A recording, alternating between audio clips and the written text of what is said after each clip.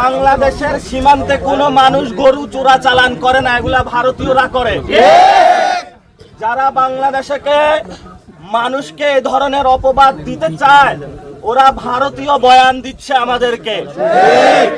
স্বরাষ্ট্রমন্ত্রী বলেছিলেন যে বাংলাদেশের এখানে নাকি অনেকে অবৈধ ব্যবসার সাথে জড়িত, এই জন্য হলো তাদেরকে হত্যা করলে কিলিং হবে না।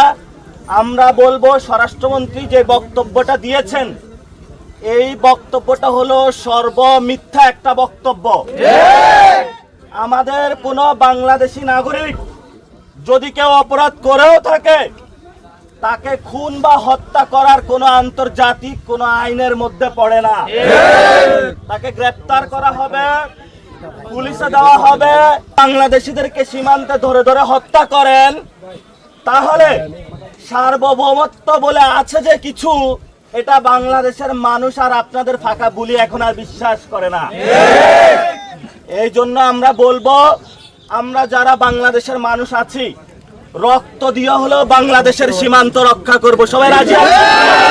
ইনশাআল্লাহ। ৭১ আমরা যুদ্ধ করেছিলাম, বাংলাদেশ স্বাধীন করেছিলাম, ৯০ আন্দোলন করেছিলাম, ২৪ আন্দোলন করেছিলাম, একটাই উদ্দেশ্য, বাংলাদেশকে রক্ষা করার জন্য।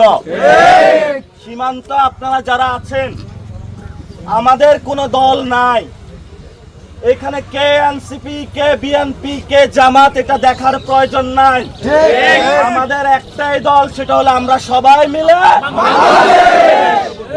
দল মত নির্বিশেষে বাংলাদেশের সীমান্তকে রক্ষা করতে হবে। সীমান্তে কোনো ভারতীয় পুশিন চলবে না, চলবে না। বিজিবিকে শক্তিশালী করতে হবে এবং সীমান্তে কোনো হত্যাকাণ্ড চলবে না।